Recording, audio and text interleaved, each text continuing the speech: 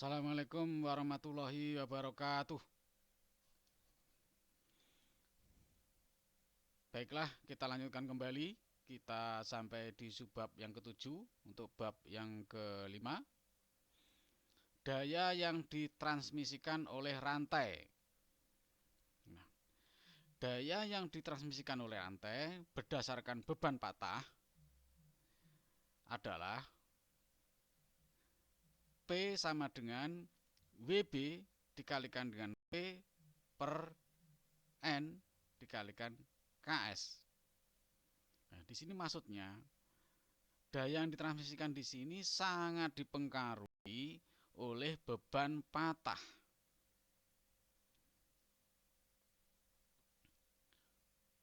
Yang mana? Ya.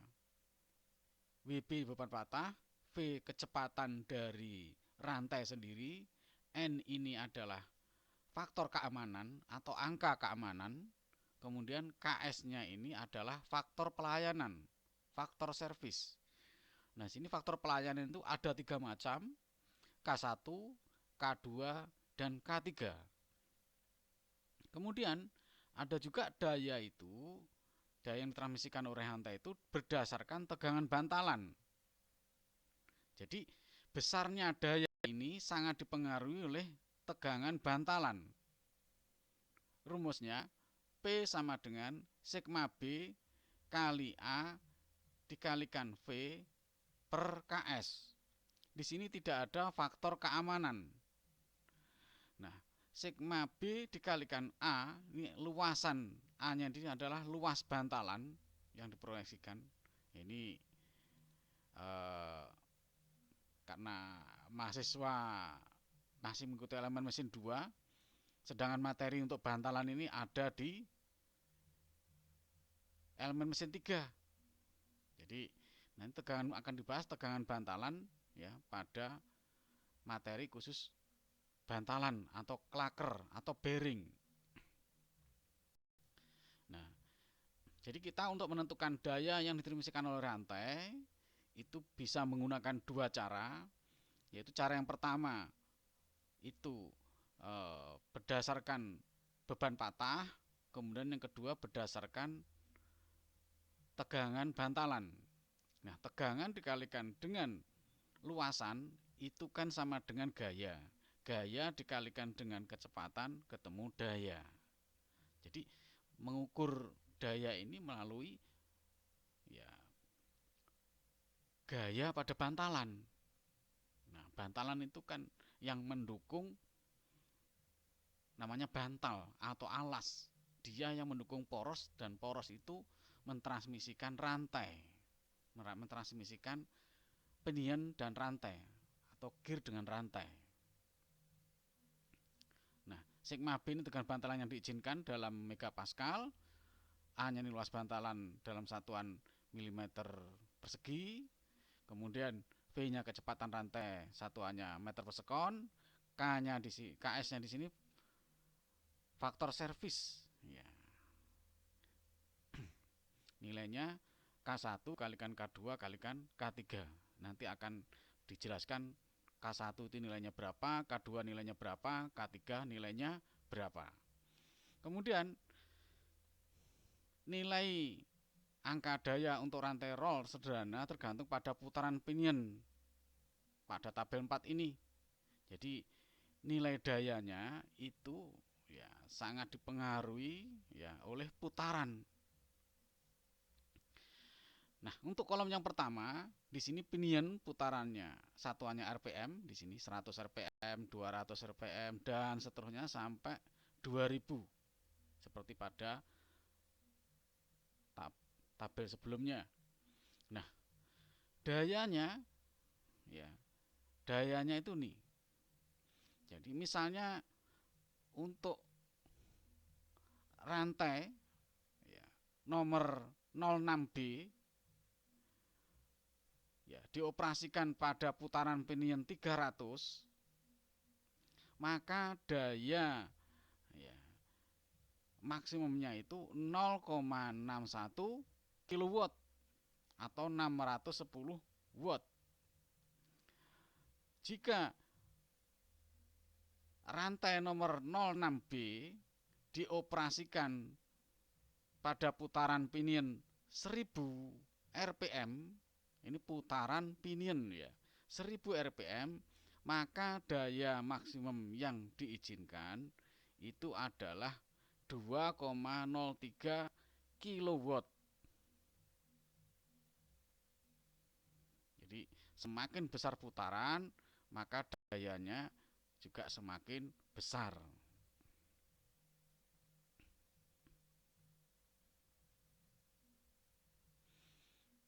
Dan seterusnya, untuk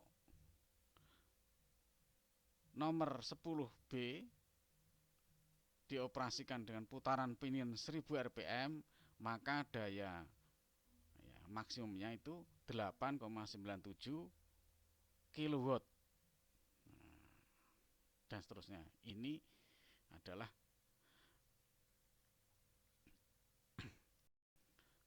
hasil eksperimen ya, yang dikeluarkan oleh standar internasional yang membuat rantai dan gearnya itu. Kemudian nilai dari KS, faktor pelayanan, itu sangat dipengaruhi oleh K1, K2, dan K3. Untuk K1 itu faktor beban. Ya, jika bebannya itu konstan, jadi rantai itu dioperasikan pada beban konstan, maka K1-nya nilainya 1. Kalau rantai itu dioperasikan pada beban yang bervariasi, tetapi dengan kejutan yang ringan, ya, maka K1-nya nilainya 1,25. Ya. Kalau rantai itu dioperasikan ya dengan beban kejut yang sangat besar, artinya bebannya juga bervariasi. Ya, bebannya bervariasi, tapi kejutannya itu sangat besar. Misalnya, ya sepeda motor itu sering digas, ya digas dan kecepatannya mendadak, atau sering direm, ya sering direm. Maka K1-nya itu 1,5. Atau rantai yang digunakan untuk mentransmisikan penghancur batu misalnya, seperti itu. Kemudian faktor pelayanan, faktor pelumasan, ya, faktor pelumasan itu untuk K2. Ya, apabila pelumasannya itu terus menerus, artinya di situ selalu ada oli ya yang disemprotkan pada gear dan rantai. Artinya di situ ada pelumasan khusus sehingga pelumasannya itu berlangsung terus-menerus. Ya, sudah ada kontrol sendiri. Maka K2-nya itu kecil 0,8. Kemudian jika pelumasannya itu pada saat gear itu berhenti, rantai dan gear itu sudah nggak beroperasi, ketika berhenti ya dilumasi, kemudian ketika dijalankan tidak dilumasi. Nah itu K2-nya nilainya 1. Kemudian kalau pelumasannya itu ya misalnya secara periodik, artinya setiap 2 minggu sekali dilumasi, atau setiap sebulan sekali dilumasi, atau setiap 3 bulan sekali dilumasi, atau setiap 2000 km dilumasi misalnya, maka K2 nilainya 1,5. Jadi kalau sepeda motor Anda itu dilumasi setiap sebulan sekali, itu masuk 1,5 ini.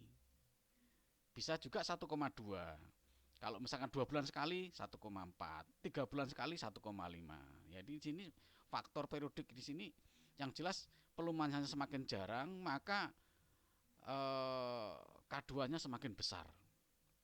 Kemudian ini rating faktor atau faktor pemakaian di sini. Ya, faktor pemakaian. Kalau rantai itu dalam satu hari biasa dioperasikan 8 jam, ya, maka K3-nya sama dengan 1. Kalau satu hari dioperasikan 16 jam, maka K3-nya 1,25. Kemudian ternyata rantai itu dioperasikan itu terus-menerus sama gear ini. 24 jam tanpa henti. Nah, maka K3-nya itu 1,5. Coba perhatikan baik-baik. KS itu sama dengan K1 kalikan K2 kalikan 3. Kalau dia ini dioperasikan pada beban yang sangat berat dengan kejutan beban variasi dan kejutannya juga berat, dia tinggi. Kemudian dilumasi juga pada periode tertentu saja, kemudian sering digunakan, maka nilai K-nya itu sangat besar. Sangat besar. Kalau sangat besar, coba perhatikan baik-baik pada rumus ini. Nah, di sini ya. Misalnya ini. Kalau KS-nya itu besar, maka untuk rantai dengan nomor yang sama, dengan jenis rantai yang sama, maka powernya atau dayanya itu menjadi lebih kecil. Tapi kalau KS-nya itu kecil, masalah sering dilumasi, jadi rantai Anda sepeda motor itu sering dilumasi, maka dayanya di sini KS-nya itu kecil, maka rantai Anda bisa ngangkat dengan beban yang lebih berat, dengan menghasilkan power yang lebih besar daripada jarang dibersihkan, jarang dilumasi, jarang dibersihkan, debu-debu nempel sampai mengeras, gemuknya ini sampai mengeras, olinya itu sampai mengeras karena jarang dibersihkan, hingga powernya sangat besar. Nah, ini contoh ya. Tapi kalau sepeda motor Anda itu matic ya nggak ada rantainya, langsung terhubung dengan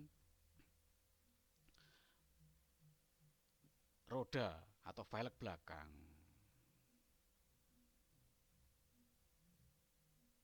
Selanjutnya pada tabel 5 ya, di sini jumlah gigi atau teach pada pinion untuk rasio kecepatan. Jadi roda gigi jumlah gigi untuk pinion ya. Jadi tabel ini untuk pinion, tabel 4 untuk pinion ya. Nah, tipe daripada rantai itu ada yang roll, ada yang silent. Nah, di sini 1, 2, 3, 4, 5 dan 6 di sini ini adalah rasio kecepatan, velocity ratio. Artinya apa? Ya, antara penggerak ya, rasio kecepatan penggerak dan yang digerakkan. Jadi rasio putaran pinion dibagi dengan putaran gear itu yang digerakkan itu sama dengan 1. Itu artinya diameter pinion dengan diameter gear itu sama. Putarannya sama, ya berarti diameternya sama. Jumlah giginya juga sama. Nah, ternyata jumlah giginya yang dipakai itu 31 jumlahnya. Kemudian berarti sama-sama 31. Kemudian kalau pinion rasio ini ya, rasio kecepatannya itu 2, artinya apa? Diameter gear dibagi dengan pinion itu sama dengan 2. Atau putaran pinion dibagi dengan putaran gear itu sama dengan 2. Maka di sini jumlah gigi untuk pinion itu 27. Kalau pinionnya 27, maka gearnya berapa diameternya? Ya dikalikan 2. 27 kali 2 berapa?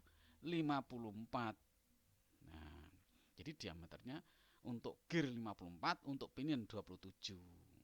Jadi di sini tabel di sini 31, 27, 25 ini adalah ya jumlah gigi pada pinion. Jumlah gearnya ya sesuai dengan rasio di sini. Nah, begitu. Jadi mahasiswa harus bisa membaca tabel. Ya, harus bisa membaca tabel. Penting sekali membaca tabel itu. Kemudian putaran maksimum yang diizinkan untuk roll dan silent chain. Nah, perhatikan baik-baik tabel 6 ini. Ya, tabel 6 ini ya, untuk tipe rantai roll chain, dan silent chain. Nah, jumlah gigi dari sprocket yang kecil, jumlah giginya itu T1. Ya, sprocket kecil berarti pinion ada 15, 19, 23, 27, 30. Nah, kemudian di sini chain pitch atau panjang kisar dari rantai itu. Satuannya milimeter, ini 12, ya, pitchnya itu 12 milimeter, maka putaran maksimum yang diizinkan itu 2300. Ini putaran pinion atau gear? Ini adalah putaran pinions. Karena apa? Di sini smaller sprocket, artinya punyanya pinion. Jumlah giginya itu 15, kemudian pitch-nya itu 12, ya, pitch rantainya itu 12, kemudian putaran yang diizinkan 2300 rpm untuk pinion. Nah, jadi tabel ini adalah salah untuk pinion. Selanjutnya sekarang contoh soal. Perhatikan baik-baik. Rancanglah sebuah rantai untuk menggerakkan kompresor dari motor listrik 15 kW yang berputar pada 1000 rpm. Jadi putaran 1000 rpm ini punyanya motor listrik. Motor listrik karena menggerakkan sebagai penggerak, maka 1000 ini adalah N1. Nah, putaran kompresor ini yang digerakkan, dia nilainya 3500 rpm, ini adalah N2. Nah, jangan sampai terbalik. Kalau terbalik ya salah. Khusus untuk rantai, ya, pinion itu diameternya kecil, gear diameternya besar. Kalau diameter kecil, maka putarannya besar. Gitu ya. Nah, jarak pusat minimum, artinya X minimumnya itu 500 mm. Jadi bisa lebih dari 500. Nah, gitu kan. Kompresor beroperasi selama 16 jam per hari. Nah, tadi K3-nya berarti ya yang 1,25 kalau nggak salah itu ya. Nah, tarikan rantai bisa diatur dengan merubah kontrol pada motor. Nah, diketahui tadi, ya penyelesaiannya diketahui daya motornya 15 kW, N1-nya 1000 tadi ini, N2-nya 350, X-min-nya itu tadi 500 mm. Nah, ini tugasnya mahasiswa ya, disuruh memilih rantai, ya, disuruh memilih rantai. Dayanya ada, motor listrik ada dan sebagainya, bukan disuruh membuat rantai, tapi memilih rantai. Nah, gitu ya. Nah, langkah pertama setelah diketahui, maka cari rasio kecepatan rantai. VR. VR di sini N1 putaran pinion dibagi dengan 2 putaran gear. Sehingga 1000 dibagi 350 ketemunya 2,86. VR-nya ini dibulatkan 3. Dibulatkan 3. Karena di sini ada di sini velocity ratio itu. 1, 2, 3, 4, 5, 6. Anda pilih di sini. Ya, Anda pilih di sini 2 atau 3. Pak, kalau bagaimana diinterpolasi? Nah, diinterpolasi. Ya karena di sini kita nggak bisa. Kalau putaran bisa diinterpolasi ya. Tapi kalau di sini jumlah gigi sudah standar, maka di sini tidak ada tengah-tengah di sini jumlah gigi itu. Karena di sini sudah standar. Jumlah gigi 30 itu tidak ada. Jumlah gigi 28 itu tidak ada. Jumlah gigi 26 itu tidak ada. Maka nggak bisa diinterpolasi di sini. Nah, gitu ya. Nah, kemudian lihat tabel 5 untuk rantai roll, ya, jumlah gigi pada pinion sprocket ya, yang terkecil T1 ya. Ini jumlah gigi ya. Jumlah gigi ya, untuk velocity ratio 3, di sini 3. 3 itu yang ini ya. 3 ini ditarik ke sini ya. Maka jumlah giginya 25. Nah, adalah jumlah giginya 25 di sini. Nah, yang ini. Jadi nggak bisa diinterpolasi 2,86 diinterpolasi ketemunya di sini 26, nggak ada. Anda cari sprocket atau pinion dengan jumlah gigi 26 nggak ketemu Anda. Karena ini sudah standar. Ini sudah standar internasional ini. Nah, gitu ya. Kalau suhu di termodinamika Anda bisa interpolasi. Karena nggak ada standar di situ. Maka jumlah gigi pada sprocket yang besar, nah ini dengan perbandingan, ini 25 ini punyanya T1 atau punyanya pinion. Maka 25 ya dikalikan ya semua dengan perbandingan saja. T2 per T1 sama dengan N1 per N2. Nah, maka Anda masukkan di sini. 25 ini dimasukkan ke T1-nya, N1-nya itu 1000, N2-nya 350, maka ketemu 71,5. Nah, di sini ketemu dibulatkan 72. Nah, jumlah gigi gearnya ketemu 72. Kemudian desain daya sama dengan desain motor, daya motor dikalikan dengan KS. KS-nya tadi ya. Maka K1 ketemu 1,5, K2-nya itu 1, K3-nya 1,25, ya sesuai dengan ini tadi. Ada K1, K2 ya. 16 jam per hari 1,25. Kemudian dilumasi pada saat berhenti. Kemudian bebannya kecil ini 1,25. Nah, 1,5 jadi beban kejut yang besar ini. Nah, kemudian desain daya ini sama dengan daya motor kalikan KS, maka ketemu di sini. Daya motornya itu 15 kW tadi dikalikan dengan KS ini ketemu sekian. Kemudian dilanjutkan untuk tabel 4. Ini tabel 4 ya. Tabel 4, hubungan kecepatan pinion 1000 rpm.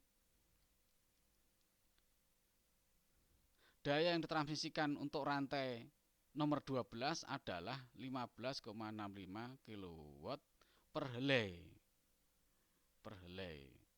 Perhatikan baik-baik ya. Putaran 1000 rpm. Putaran 1000 rpm ini 1000. Kemudian nomornya 12 di sini, tarik ke bawah ya. Tarik ke bawah, kemudian yang 1000 ini tarik ke kanan. Nah, di sini ketemu 15,65 satuannya kilowatt. Nah, 15,65 kilowatt. Nah, ini untuk single, artinya rantai tunggal. Kemudian kalau rantainya duplek berapa? Kalau 2 helai, ya biar lebih kuat lagi, maksudnya begitu ya. Maka tabel 1 ditarik di sini. Tabel 1 di sini tarik ke kanan terus sampai di sini ketemu yang duplek, yang double ya. 12 di sini tarik ke kanan. Nah, beban patah 57,8. Kemudian 12 di sini pitch-nya 19,05.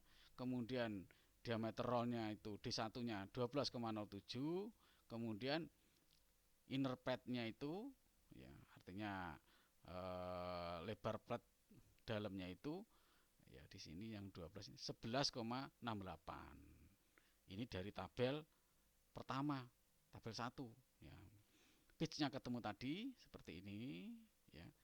Di sini 19,05, kemudian diameternya D-nya 12,7 di sini 12,7 di sini, kemudian W-nya lebar minimum rollnya 11,68. Beban patahnya 57,8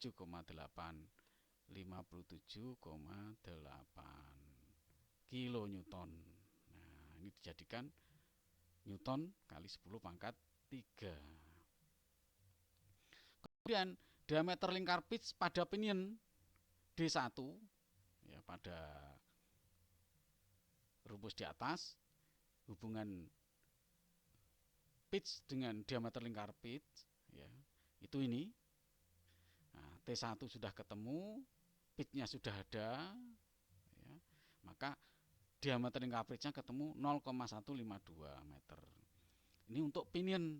Yang untuk ya, diameter pitch yang untuk gear, ya sprocket yang besar itu D2. Itu rumusnya ini, hubungannya juga dengan T2. D2 dengan T2.